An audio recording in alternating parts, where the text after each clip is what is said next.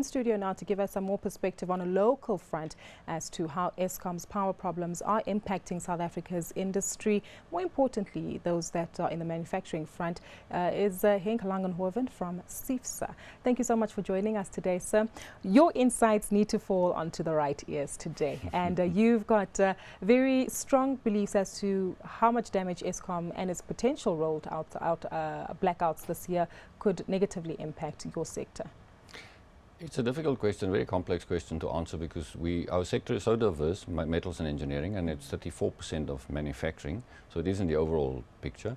But what we did is we had a look at what happens if you have to cut 2 hours out of your either one shift or two shifts or three shifts. And then if you make all sorts of other assumptions about the difference between the different groupings, you get to a potential loss.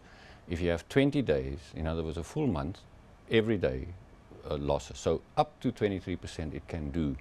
I think the production numbers that came out now for November is really the first official numbers that are telling us what it could do. It wasn't for 20 days, it happened every second or every third day, but it was consistent, and that for the first time gave us an idea that what can happen if you can't rely on your electricity supply. The 23% that you referred to, that's related to production. Yes. Can you quantify it maybe in rand terms? It was in the order of 6 billion, I think. The value add would be 1.5 of that. I must say, electricity is a lot for some of the components, like the Arcelors and those people. They use a lot of electricity, up to 20% of their costs.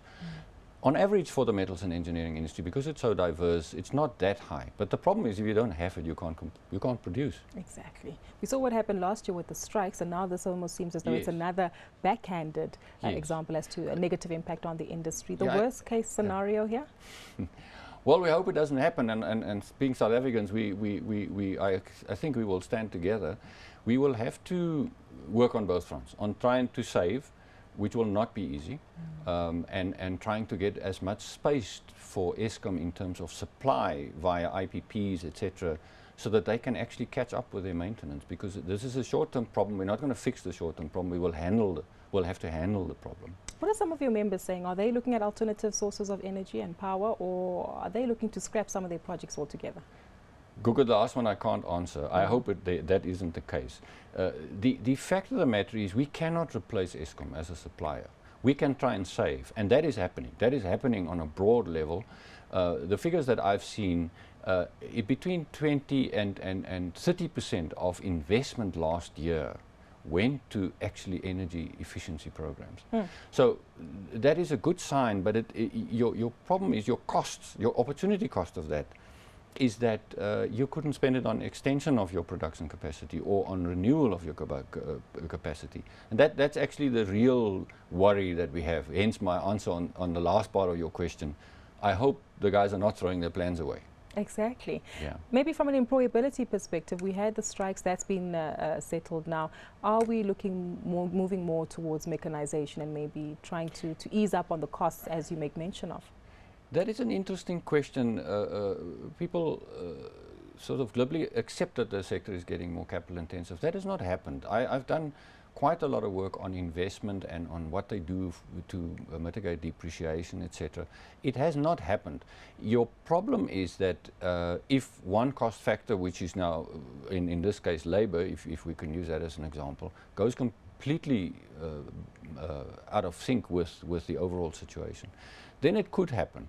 But if you're in such a tight spot, I mean, yesterday the PMI came out, and their price indicator declined, and we have seen on the intermediary production price index, which is 70% is metals and engineering, that came down from about 9% to the range of 3, 4, 5%, which is massive. It's almost half the price increases. I ascribe, and many commentators are saying, well, it's actually the soft market.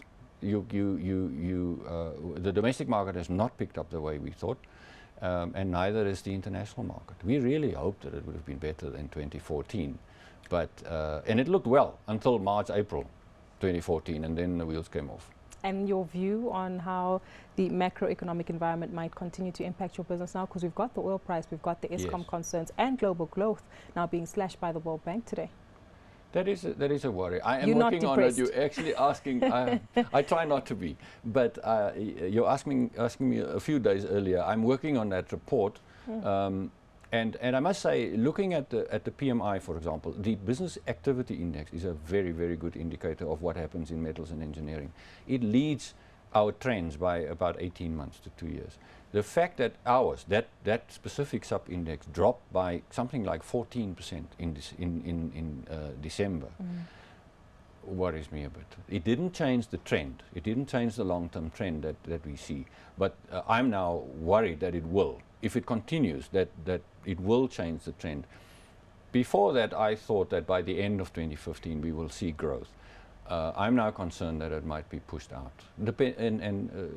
Thinking of what you just said about the international market, the oil price, of course, is a very good sign. I mean, it will bring our other energy costs down. But those sort of costs are 3, 4, 5% of our cost structure. So a lot of work needs to be done. Just to follow up, has there been any liaisons between yourself as well as Eskom, maybe to give you confirmed time so that you can plan your production going forward? Our members are active members of the Energy Intensive User Group. They are attending, and there's a stakeholder group that Eskom is managing, which they are attending.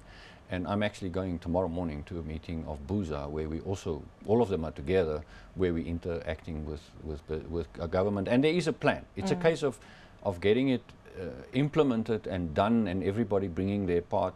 I must say the papers that I saw is creative, and like I said, I'm confident in South Africans that they will stick together.